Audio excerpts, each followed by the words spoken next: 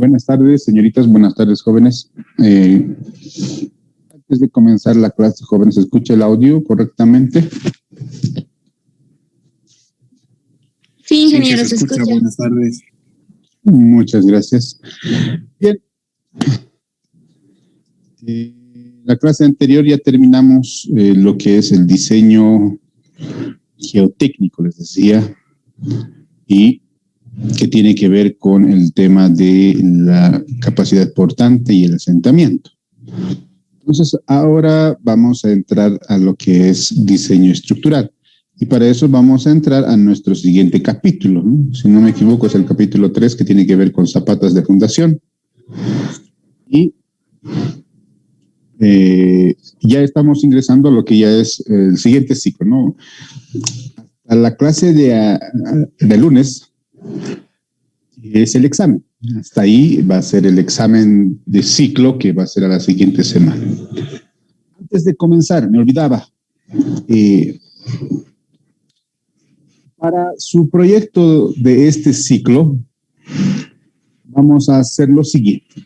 Ustedes ya tienen las cargas en cada zapata que han encontrado en sus trabajos de primer ciclo, ¿no? Tienen la carga, digamos, de servicio y la carga última que maneja la ACI, ¿no? Entonces, esas dos cargas, básicamente con el uso de la carga de servicio, recuerden que es la suma de la carga viva y carga muerta, ¿no? La carga viva y la carga muerta me van a hacer la carga de servicio, sin aplicación de factores, ¿no? Entonces, con esa carga de servicio, me van a diseñar geotécnicamente su estructura, digo, sus zapatas, ¿no? ¿A qué me refiero geotécnicamente? A que la van a volver, le van a dar la base B y L, van a poder encontrar para su fundación, ¿no? Van a hacerlo tanto por Terzaghi y por Meyerhoff en cuanto a capacidad portante.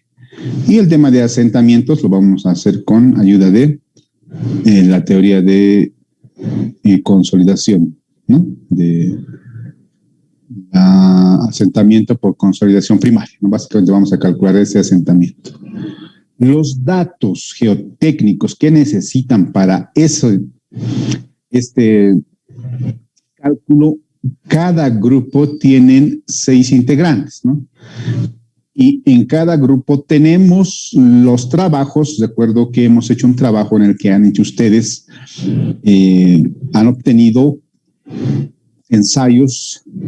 informes de ensayos de capacidad portante, ¿recuerdan? Entonces, esos informes van a buscar ustedes entre los 6, van a escoger uno y esos datos van a usarlos para su proyecto. Ya. Entonces, el mejor informe que tengan con más datos posibles entre los 6 de cada grupo, lo van a usar y lo van a adjuntar también al trabajo, ¿no? Lo van a usar como datos geotécnicos necesarios para el diseño de las fundaciones de sus estructuras que ya tienen ustedes en cada grupo, ¿no? ¿Alguna duda con respecto al trabajo grupal? El trabajo grupal me lo van a entregar el día del examen.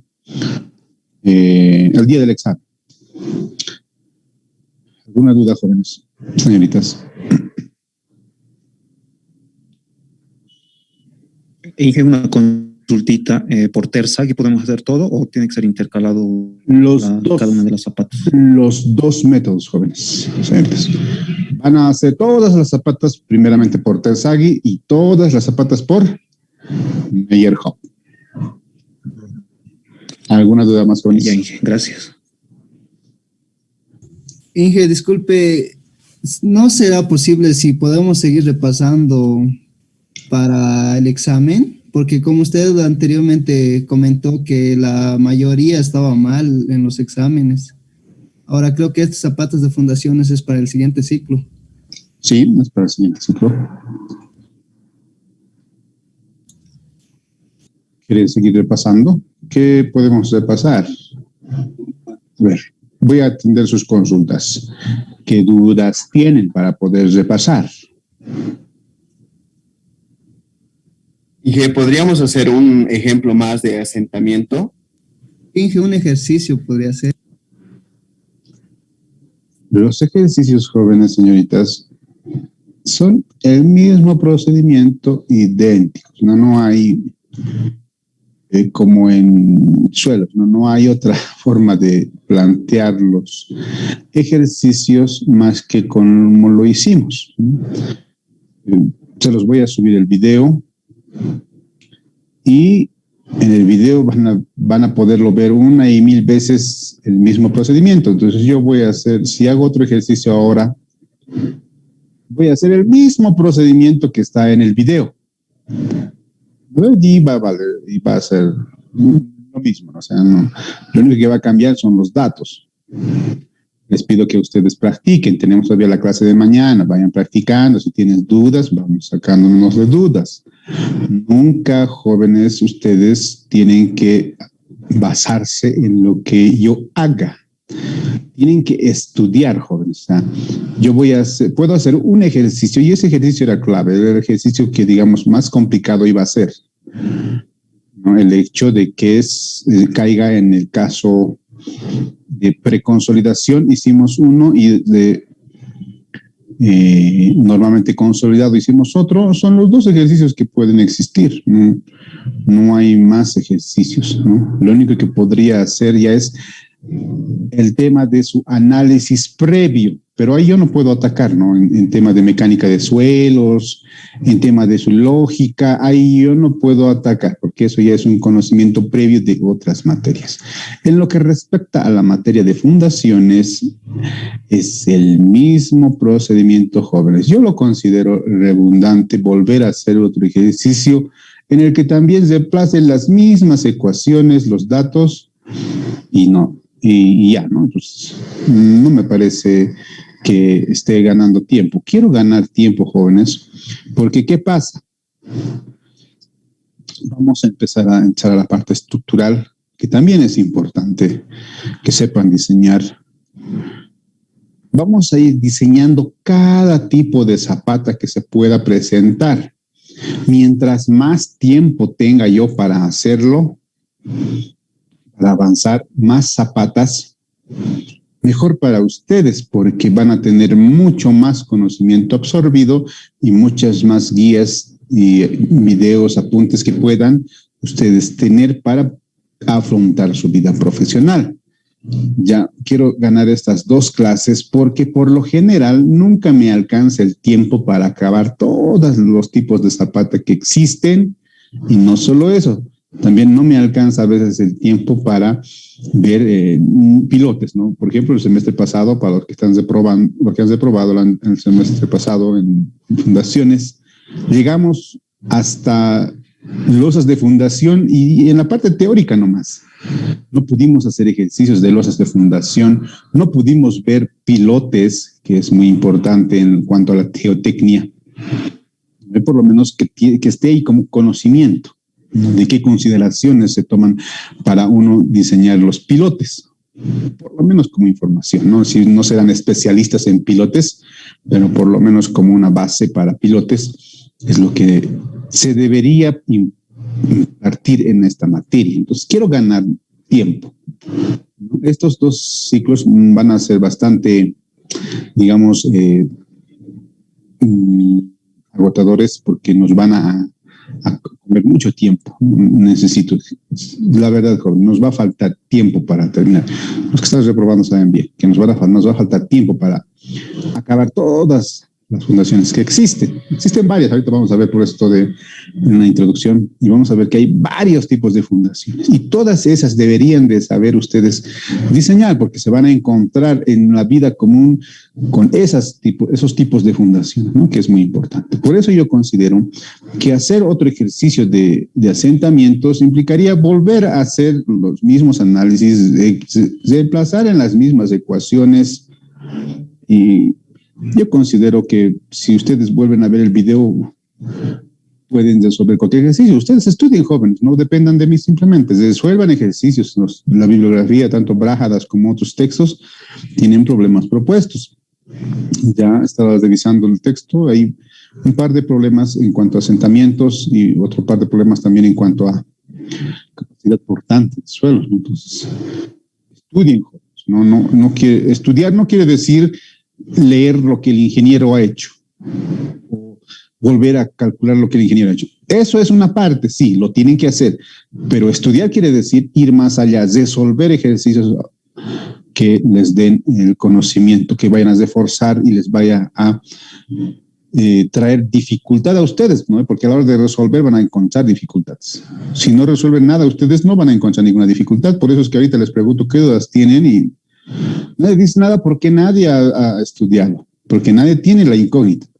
Si piensan resolver el ejercicio similar a lo que yo he hecho, directamente irse al examen, jóvenes, este momento se les va a presentar las dudas y van a cometer el error que siempre cometen, ¿no? El de copiarse del vecino, ¿no?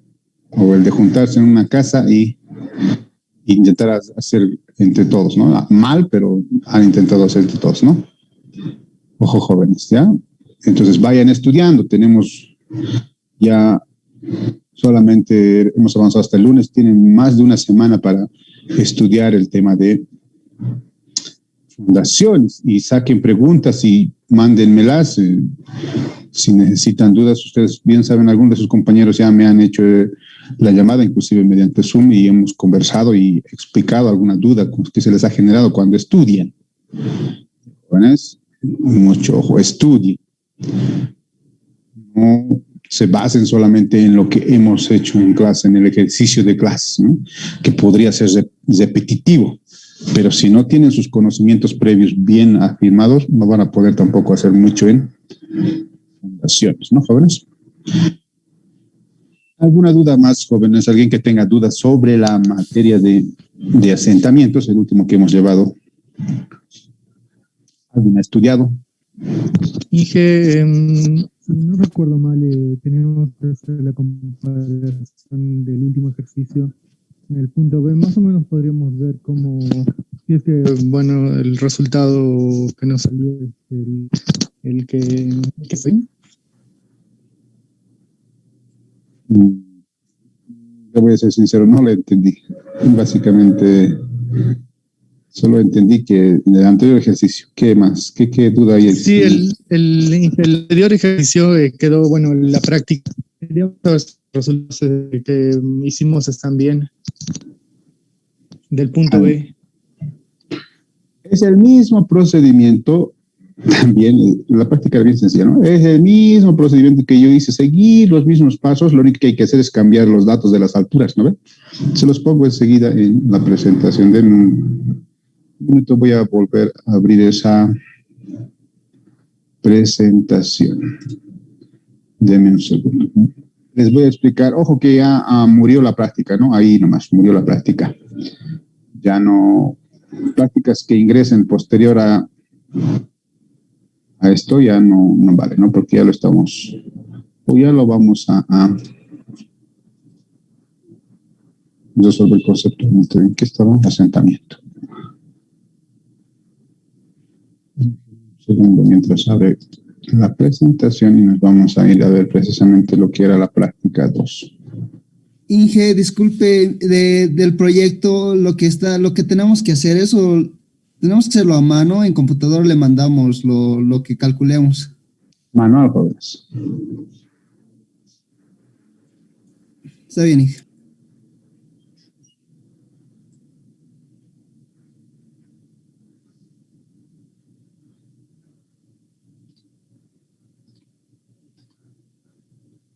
Bien, este era el procedimiento, el mismo. ¿No? El mismo procedimiento. Lo único que tienen que hacía diferencia en eso es de que esto es 1,80 y esto es 80 centímetros. Todo lo demás es lo mismo. Y les va a salir otro asentamiento distinto. Ahora la pregunta es, ¿les ha salido más o les ha salido menos? ¿Quiénes han hecho su práctica? Me ha salido más, Inge, 7 milímetros. Sí, 7 milímetros. Ha salido más, Inge. Enseguida comentamos. Déjenme un segundito, el jefe de carrera me está llamando.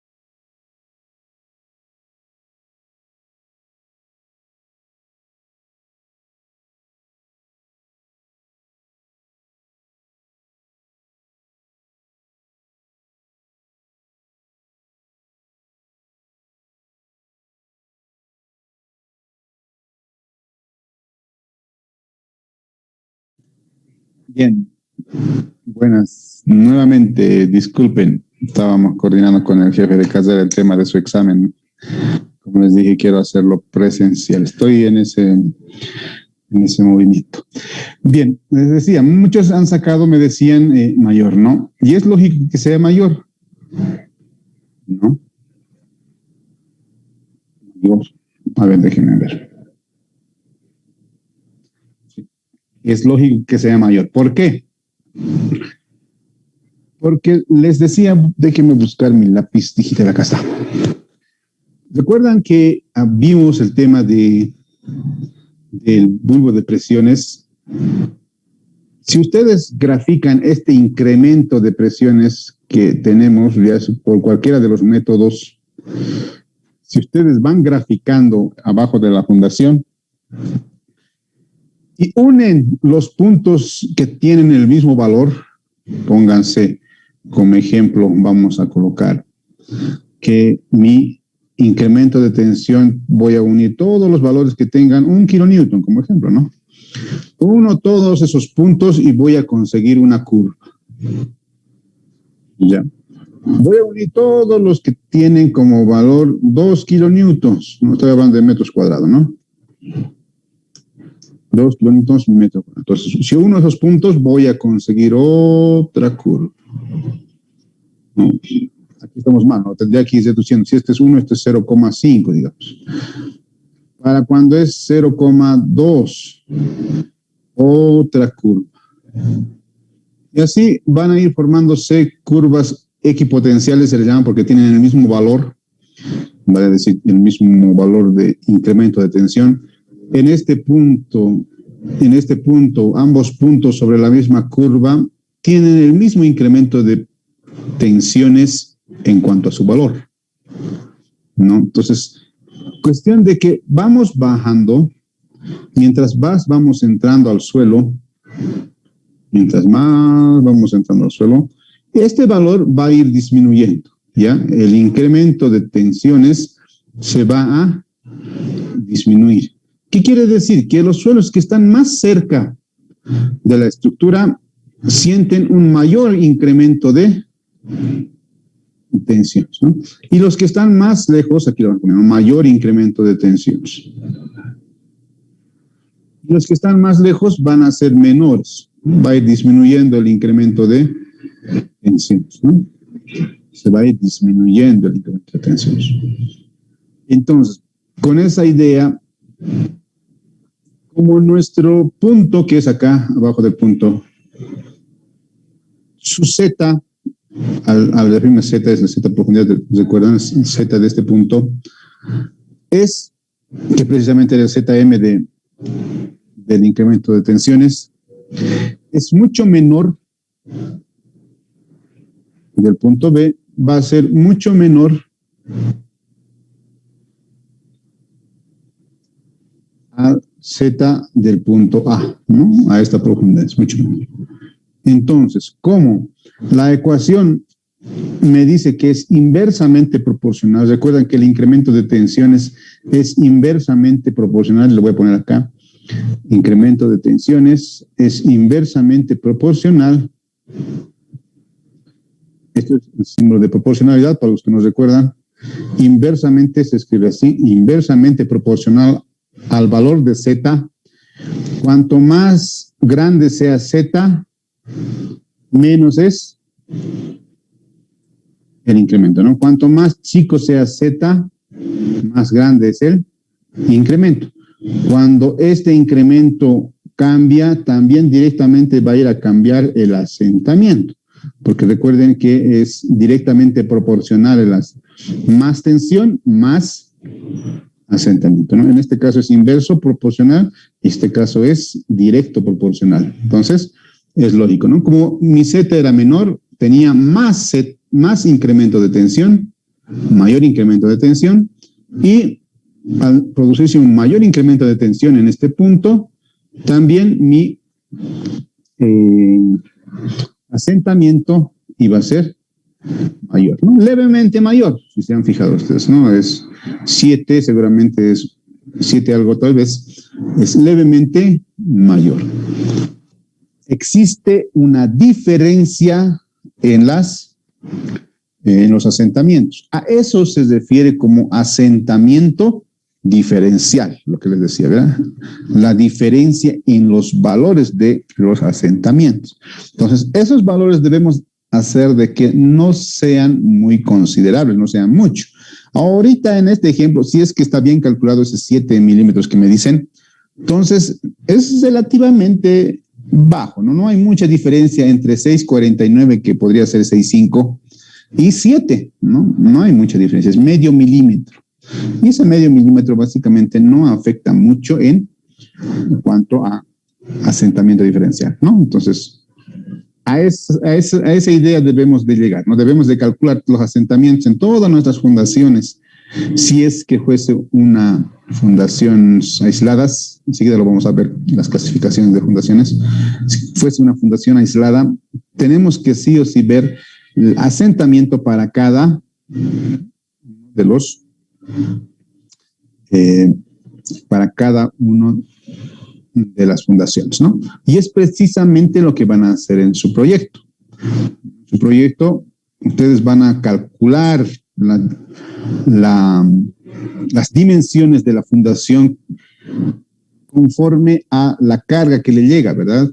Una carga que le llega a ustedes. Entonces, en función de eso van a calcular las dimensiones de la fundación con la teoría de Terzaghi y las teorías de Meyerhoff, ¿no? Para Terzaghi no van a poder hacer rectangulares porque no tienen circulares, no lo veo conveniente para un edificio zapatas circulares, por lo tanto lo único que para Terzaghi les quedaría zapatas cuadradas, ¿no? Hacer zapatas cuadradas con Terzaghi. Con Meyerhoff ya podrían ustedes jugar, si gustan hacer rectangular o cuadrada, ¿no? Ya vamos a ver en el siguiente ciclo, recién vamos a aprender a ver cuál de las dos debemos de usar, si rectangular o cuadrada, ¿no? Pero por lo pronto ustedes tienen la libertad para su proyecto de usar una cuadrada o una rectangular cuando trabajen con Meyerhoff. Quiero ver sus criterios, cómo están razonando, ¿no? Eso, jóvenes. Entonces, es lógico que el incremento de tensiones sea diferente y además, por la posición del estrato, también que sea un incremento de tensión, de asentamientos mayor, ¿no? ¿Alguna duda más, jóvenes?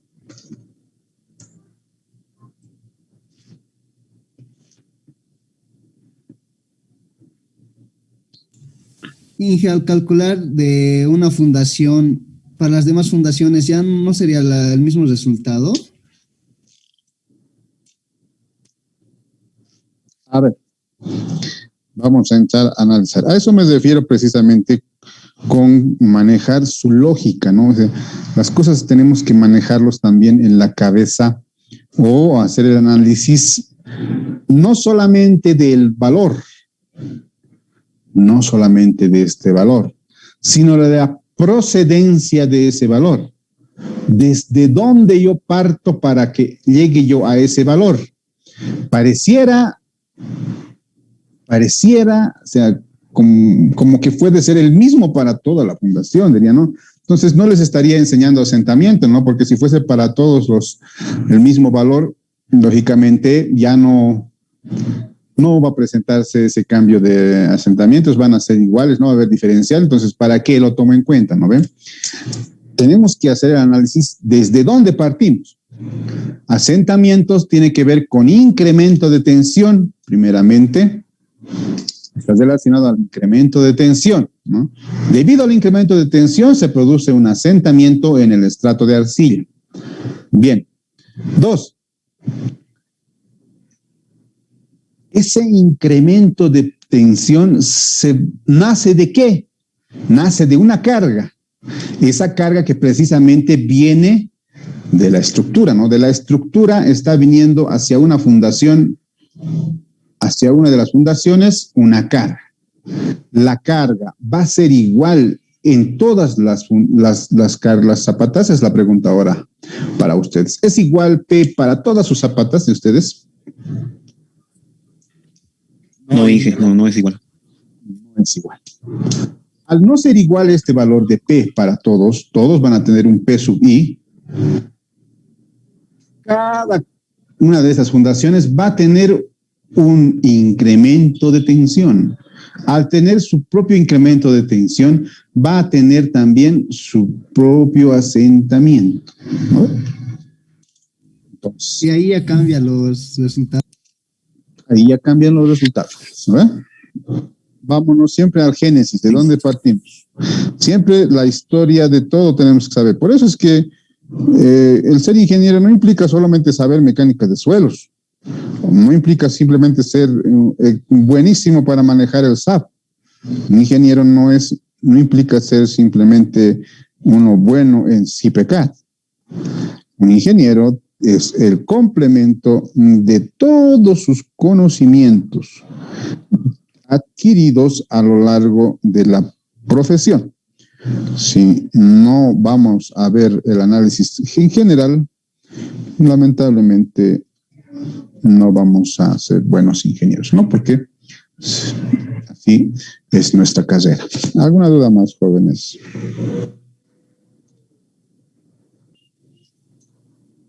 Está todo claro, Inge. Muy bien. Entonces, cualquier duda que se genere, desde ya estamos con un 60% de que vamos a dar examen presencial. Ya es que vayan previendo. Más que todo el tema de las personas que no están en la ciudad.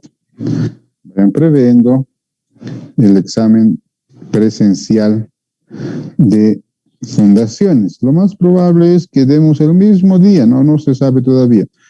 Estamos precisamente hablando un buen rato con el jefe de carrera y yo le pedía de que sí o sí a mí se me asignara el tema de examen presencial, porque así yo considero que ustedes van a estudiar, si no, lamentablemente ustedes no estudian. Si no es a la fuerza, ustedes no estudian, ¿no? Entonces, ojo con eso, jóvenes, prevean, las personas que no están en la ciudad, prevean que fundaciones y mecánica de suelos van a hacer los exámenes presenciales.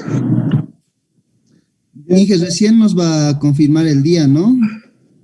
Sí, nos van a confirmar. Cosa, Inge, en el examen, los ábacos y las tablas, ¿usted nos va a facilitar o ya tenemos que tener en nuestro formulario?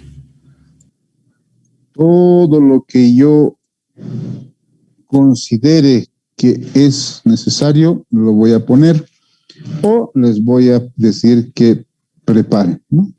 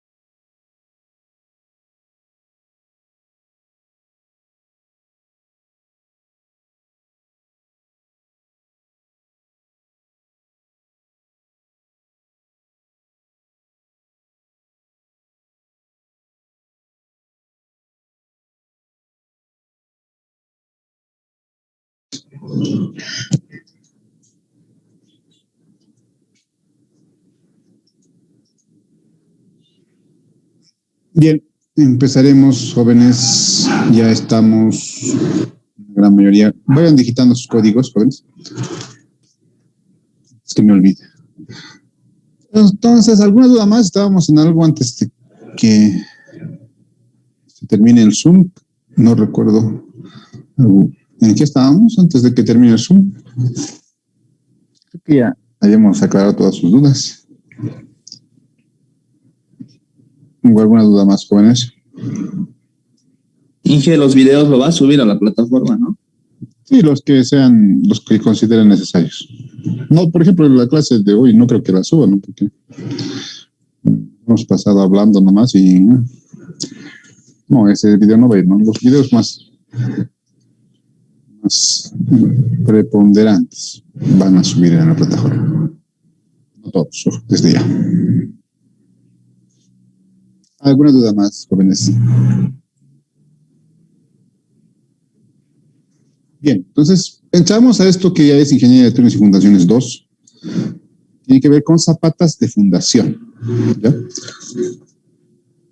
Entonces, vamos a ver un poco de la clasificación. Las fundaciones, las zapatas de fundación se clasifican en dos: las superficiales y las profundas, fundaciones superficiales y fundaciones profundas, ¿no? Dentro de las fundaciones superficiales están las zapatas de fundación aisladas, zapatas de fundación combinadas, zapatas de fundación, vigas de fundación, perdón, y losas de fundación. Esto entre las zapatas de fundación, que son las fundaciones superficiales. Vamos a ir viendo cada una de estas, y posteriormente también vamos a entrar, si nos alcanza el tiempo, Dios quiera que sí, en las fundaciones superficiales, que básicamente son los pilotes, ¿no? Entonces, las zapatas aisladas. ¿Qué son las zapatas aisladas? Transmiten las cargas de una sola columna al suelo. Esa es la particularidad de una zapata aislada, ¿no? Solamente agarran a una sola columna. Pueden ser de diversas formas geométricas, ¿no? Pueden ser cuadradas, rectangular, circular, inclusive de otras formas geométricas que son más complejas de resolver, pero que con los conocimientos adquiridos tendrían ustedes que poder resolverlos también, ¿no? Básicamente este tipo de zapatas son para cargas pequeñas, ¿no? Edificaciones menores, hasta 5 plantas, ¿no? Y algo más tal vez, 5 o 6 plantas. Y que tengan un buen suelo de resistencia. Ahí es donde mejor se acomodan las zapatas aisladas. Una sola columna en la zapata. Es la más usada, ¿no? El tema de la economía es muy importante, ¿no? Económicamente es la más, digamos, factible de resolver, de construir. Entonces es la más usada. Las zapatas aisladas pueden ser céntricas o excéntricas. Dependen de básicamente la excentricidad, ¿no? Si no tienen excentricidad son zapatas céntricas. Y si tienen excentricidad son zapatas excéntricas, ¿no? Y esa excentricidad puede ser debido a la carga o a la posición de la carga, ¿no? Me dice que las zapatas céntricas, la carga normal de la columna. excéntricas cuando existen momentos flectores que generan excentricidad grande. Puede ser también a consecuencia de la diferencia en los ejes, ¿no? De la asimetría de la fundación, ¿no? Entonces, por asimetría también pueden darse excentricidades. Entonces, estas zapatas aisladas excéntricas también depende del punto de aplicación de la carga, de la asimetría, les decía, ¿verdad? Respecto al punto de la aplicación de la carga. Entonces, básicamente esas se las conoce como zapatas medianeras, a las que en la posición en planta la columna está a un lado y genera una excentricidad. Y las zapatas esquineras, las que están ubicadas en el planta de la zapata, en una de las esquinas, y generan doble excentricidad, dos excentricidades tienen, ¿no? En los dos ejes. Bien, entonces, hemos visto ya lo que son las zapatas aisladas, ¿no? Entonces, vamos a ir viendo cada una de estas una a una. Empezamos con la primera que veíamos, que es la zapata céntrica, y posteriormente una a una vamos a ir avanzando conforme van pasando las clases, haciendo tanto la clase de la teoría y el ejercicio para cada una de estas fundaciones, o en cada una de estas zapatas. Entonces, a continuación les voy a presentar las zapatas aisladas con carga céntrica, o zapatas céntricas, también le decían, ¿verdad? Entonces, enseguida lo pongo en pantalla. Déjenme compartirles la presentación. Entonces, vamos con zapatas aisladas céntricas. Así, una a una vamos a ir avanzando, ¿no?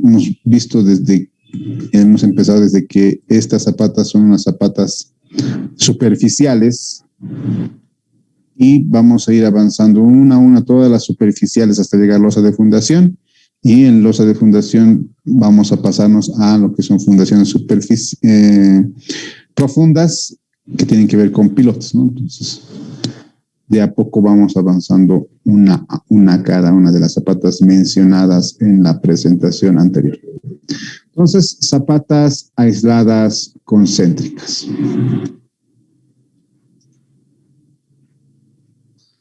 Bueno, entonces básicamente recuerdan que está sometida solamente a carga axial. Y saben ustedes a qué nos referimos con carga axial, ¿no? ¿A qué nos referimos con carga axial, jóvenes?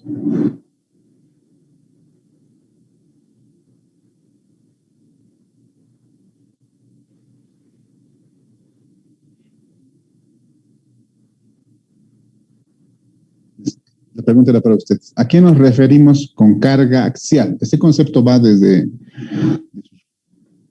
cursitos de análisis estructural, ¿no? ¿Qué es una carga axial?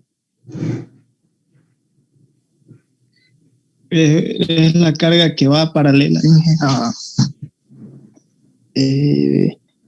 al eje. Creo que es eso. Bien. ¿Alguna otra definición?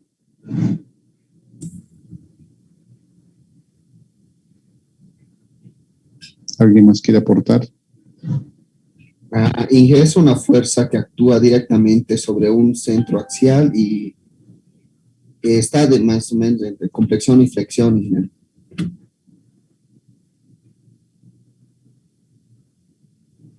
Estábamos bien hasta que los rematamos con la flexión, ¿no? Básicamente matamos todo lo que estaba bien con mencionar la palabra flexión. ¿Qué es una carga axial? Si no sabemos qué es una carga axial, no vamos a saber cuándo aplicar esta zapata, ¿no ve? ¿Cuándo voy a aplicar esta zapata? Cuando encuentre cargas axiales. Y si no sé qué es carga axial, entonces no voy a saber tampoco cuándo hacerlo. Ese concepto de carga axial viene desde su materia de análisis estructural, estabilidad estructural, no sé cómo le llaman ustedes, ¿no? En la que hacen cálculos de estructuras. Nada, jóvenes.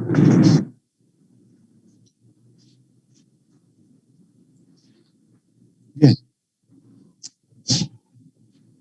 Por eso que necesitan ustedes un examen presencial, ¿no? Porque debido a esto llegamos aquí, ¿no? Bien. Entonces,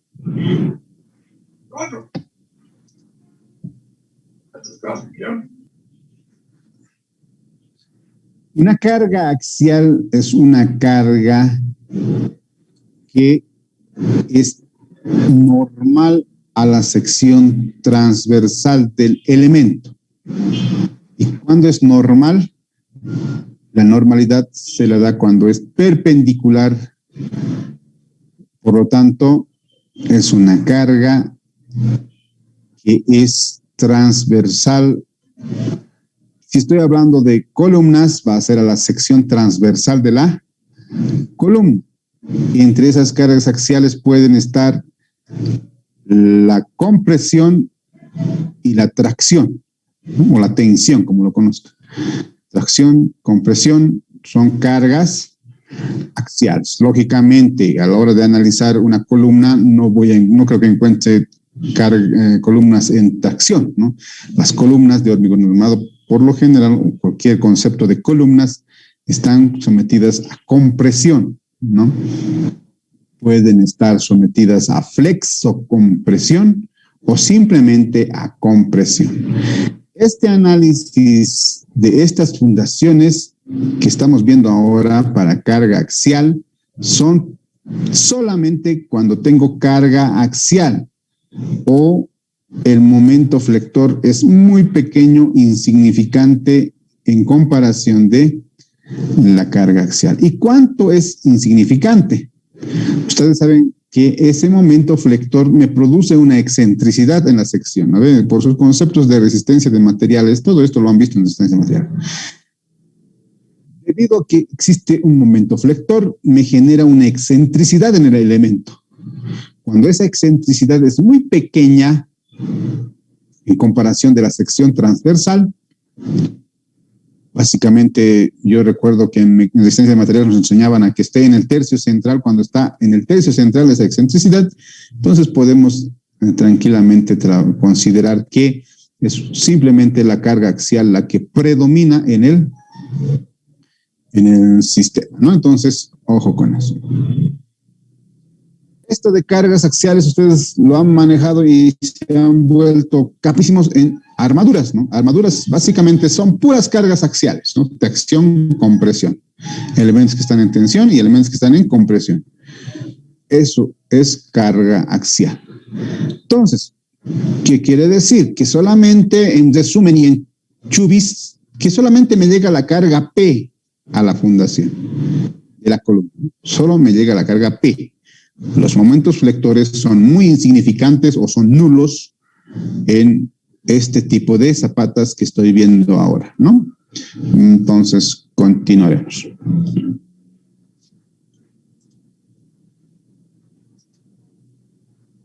Paso 1. Se los voy a ir armando como lo he hecho cada semestre y cada año. Los pasos que se siguen a la hora de diseñar, ¿no? Lógicamente estos pasos pueden ser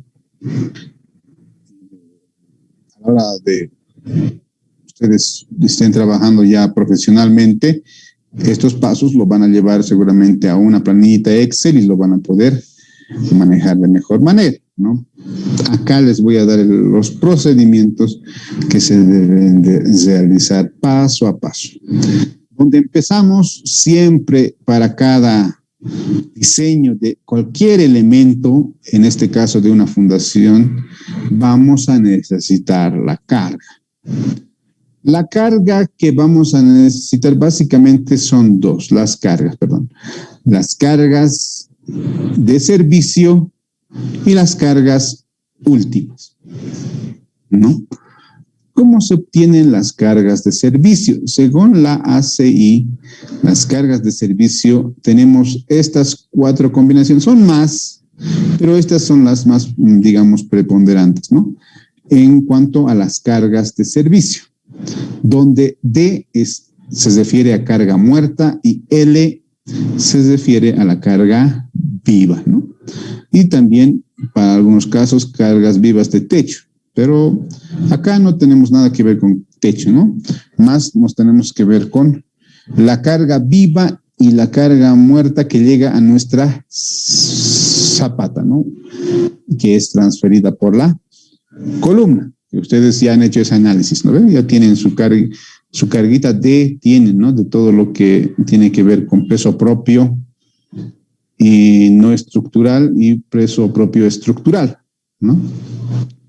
Y la carguita viva, dependiendo del uso de su estructura, para la más común, 200 kilogramos metro cuadrado, que es para las viviendas, o 150, algunos también usan para viviendas unifamiliares o multifamiliares, 150, 200. Y dependiendo cambiando el tiempo de uso, si son oficinas, si son almacenes, va cambiando esa carga, ¿no? Va cambiando esa carga. Porque eso lo van a manejar seguramente en hormigón armado u otras materias, que es más se van a dedicar a diseñar, ¿no? Eso, en cuanto a cargas de servicio. Si se fijan ustedes, las cargas de servicio básicamente son las sumas de las cargas viva y muerta sin factores de mayoración, ¿no? Las cargas de servicio. Y las cargas últimas son las que van a aplicarse factores de mayoración. A la carga viva la factoriza con un 1.6, para decir está mayorando, y la carga muerta la factoriza con 1.2 de el total de la carga muerta, ¿no? Entonces, esas dos. Les recuerdo que para el diseño geotécnico, que es lo que hicimos hasta ayer, bueno, hasta lunes, se usan estas cargas de servicio. Para el diseño estructural se usan estas cargas últimas, ¿ya? Que quede bien claro eso. Para el tema geotécnico, el dimensionamiento geotécnico, se usa las cargas de servicio. Y para el diseño estructural, vale decir momentos flectores, cortantes de la zapata, vamos a usar cargas últimas. Seguiremos. Entonces, primeramente tenemos que obtener esto, ¿no? Luego, tenemos que calcular las dimensiones. Lógicamente que esas dimensiones tendrían que ser calculadas según Terzaghi, ¿recuerdan? Terzaghi, Meyerhoff, con esas ecuaciones, con ayuda del ángulo de fricción, la cohesión, el tipo de material, es que se calculaba el ancho B de la fundación, o si es que era cuadrada, B y L. Perdón, si era rectangular, B y L, ¿no? Si era cuadrada, simplemente B, ¿no? Y si es circular, el diámetro D, ¿no? Entonces, este segundo paso tiene que ver con el diseño geotécnico. Únicamente que acá nosotros en nuestros ejemplos no vamos a poner a hacer todo el análisis de la geotecnia, ¿no ve? Terzaghi y todo eso. Eso ya lo hemos hecho en las anteriores clases y lo van a hacer ustedes en el examen. Acá lo vamos a hacer de una manera más sencilla, es con la ayuda de la capacidad admisible tener un ancho B mínimo, ¿no? Lógicamente. Ojo que este análisis del ancho tiene que ser, o el ancho y el largo, tiene que ser con un análisis geotécnico, ¿ya? Con un análisis geotécnico. Del análisis geotécnico vamos a obtener el B. o la dimensión en planta de la fundación, de la zapata, ¿no? El paso número 3 tiene que ver con la altura. En la geotecnia hemos encontrado las dimensiones en planta. El paso 2, ahí entra el paso 2 de la parte geotécnica, ¿no? De cómo yo encuentro esas dimensiones B y L. Para el paso 3, ahora tenemos que encontrar, continuando con esto de dimensionar, la altura de la zapata. ¿Cómo la encontramos? No es más que suponiendo en función a algunos requerimientos o condiciones generales, ¿no? Algunos requerimientos que me dice la norma para que ese H esté dentro de la norma, ¿no? Entonces, paso número 3, suponer un espesor H. Entonces, ¿en función a qué vamos a suponer? En función a las consideraciones generales. Me dice que el espesor efectivo, o esa altura de H, ¿recuerdan ustedes que en hormigón armado llevábamos el concepto de altura efectiva? No, acá le llama espesor porque es una placa, pero en vigas le llamábamos altura efectiva a la distancia de la fibra más comprimida hasta el eje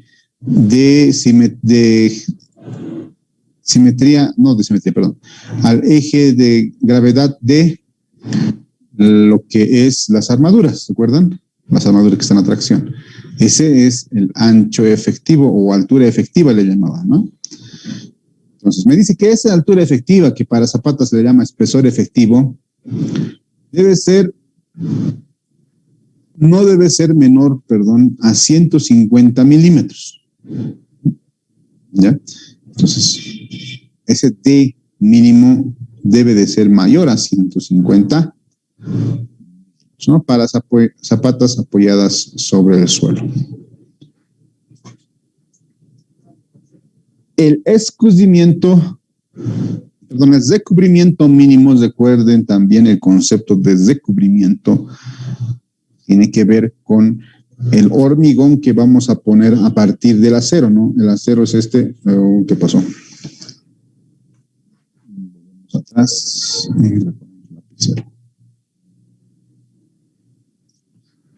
Entonces, si yo tengo un acero, bueno, no quiere. Ya van a tener que imaginárselo, nomás no quiere escribir esto. Si yo tengo un acero, ahora sí.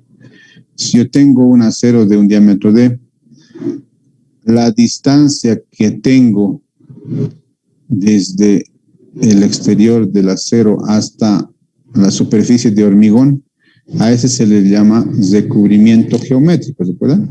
Entonces, el recubrimiento mínimo debe ser de 50 milímetros.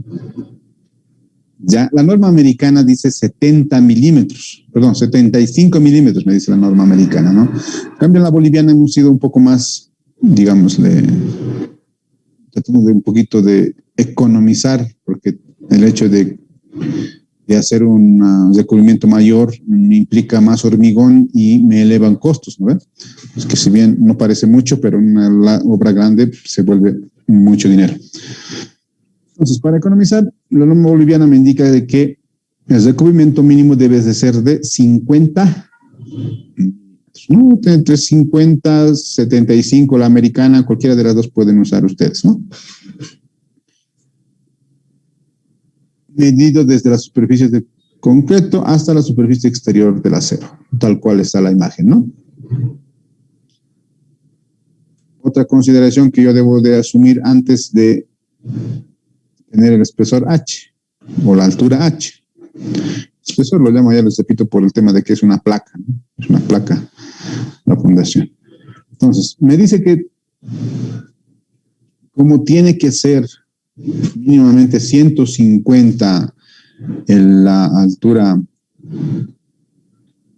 efectiva y 50 mínimamente es de recubrimiento, un espesor mínimo será pues alrededor de 200 milímetros, ¿no?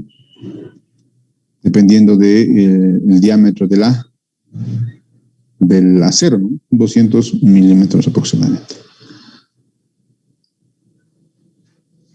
Antes, en el tema constructivo, y en la práctica número 1 seguramente vamos a ver eso, en el tema constructivo de la zapata, cuando nosotros excavamos, se les voy a hacer una gráfica acá, jóvenes. Recuerden que hacíamos excavaciones para nuestra fundación. Cuando yo excavo para yo hacer mi fundación, por norma yo debo de vaciar una carpeta de nivelación, la llamamos, de un hormigón pobre. De un hormigón pobre. Un H10, un H15, de un hormigón pobre, ¿no? En algunos lugares he visto con solera más acá, así que está empedrado más, pero lo que nosotros siempre necesitamos es el tema de esa carpeta de nivelación, ¿no? De un hormigón pobre. Entonces, una vez que yo tengo esa carpeta de nivelación, ahí sí recién yo voy a colocar mi zapato. ¿Por qué? Por el tema de limpieza, ¿no? Si yo coloco vacío directamente, acá va a haber material que se va a ir mezclando con esto, nuestro concreto no va a tener la misma resistencia en cuanto a, ¿no? Entonces, ¿no? Ya seguramente en su práctica número 1 del siguiente ciclo les voy a mandar precisamente esto al proceso constructivo de las zapatas. Ahí vamos a ver esto, ¿no? Que debemos de colocar una carpeta de nivelación de hormigón pobre. Entonces, en este paso me dice que la carpeta de nivelación o concreto pobre de 50, porque eso tiene que ser un espesor mínimamente de 50 milímetros o 5 centímetros, que se vacía, no es considerada recubrimiento. No se considera recubrimiento. Alguien decía alguna vez, y también seguramente van a escuchar ustedes cuando estén con los maestritos, de que ellos quieren colocar la malla de acero sobre esta carpeta de nivelación. Y alguien le decía alguna vez, pero tiene que ser separado, no tiene que estar por arriba, ¿no? Tener este recubrimiento. Pero me decían, no, pero hasta aquí tenemos hormigón pobre y eso pues ya es recubrimiento, ¿no? No es así. Este hormigón pobre no es considerado parte del espesor de la zapata. ¿Ya? Entonces, eso que quede claro. ¿Qué más? Entonces, una vez que yo suponga, voy a gastar un valor, pónganse que 25 centímetros. Esos 25 centímetros para empezar, yo voy a tener que ir a someter. ¿Y cómo voy a saber cuál es el H correcto? Va a ser el que me cumpla las siguientes condiciones. Vamos a ir a analizar primeramente como un paso 4, vamos a revisar punzonamiento y cortante bidireccional. Estos conceptos ya deben estar seguramente dentro de sus conocimientos. Se refiere al efecto que la zapata trata de fallar por una superficie piramidal. Algo así, ¿no? Entonces, tengo la fundación, aplico una carga acá. Por el tema de punzonamiento, trata de fallar por este sector. Si recuerdan ustedes, en una viga era así, ¿no? La viga era esta y el cortante se producía de esta forma, no para eso es que colocábamos estribos, ¿se acuerdan? Entonces, acá igual. Tiene ese mismo ángulo de 45 grados, porque recuerden que en un cortante de vigas, estos 45 grados donde se produce la falla por cortante. Entonces acá también, ¿no? Pero solamente que en este caso es bidireccional en las dos direcciones, porque tengo una dirección esta y otra dirección esta, ¿no? Dos direcciones, cortante bidireccional. Eso se va a dar a 45 grados. Aquí tenemos de mejor forma visto ya en un corte a 45 grados, ¿no? Pero nosotros vamos a analizar para facilitar los cálculos a una distancia de medios, ¿no? Lógicamente, si yo quiero encontrar esta altura, como esto es 45 grados, esto va a llegar seguramente hasta D, esto a partir de la enferradura, va a llegar aproximadamente a D. Si yo quiero encontrar el medio, va a ser D medios, ¿no? Entonces, el análisis de cortante lo vamos a hacer a D medios, ¿no? A una sección transversal a D medios para cada lado. Por eso es bidireccional, ¿no? Seguiré.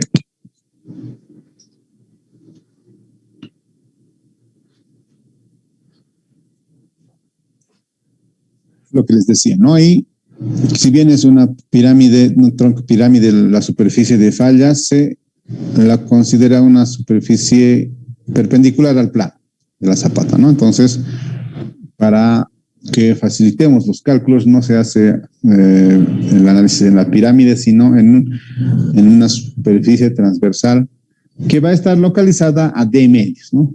Les explicaba en la gráfica anterior por qué precisamente tienen que estar a D medios, ¿no?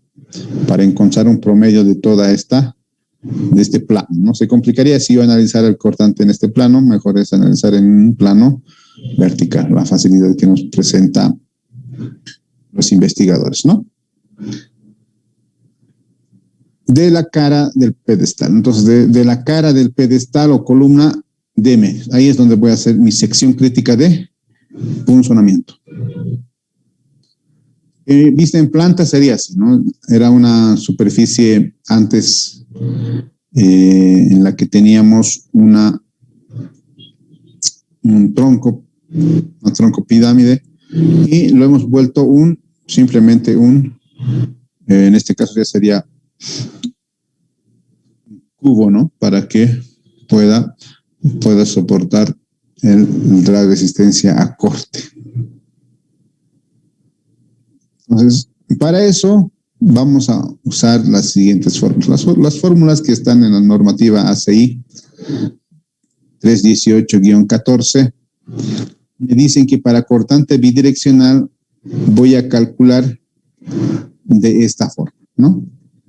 Con esta ecuación es que yo voy a calcular el cortante actuante último, ¿ya? Quiero decir, con el cortante actuante es lo que me está provocando mi carga P última. Les decía, ¿no? Para cortante y para aumentos el diseño siempre es con cargas últimas. Entonces, la carga de la columna última es la que va a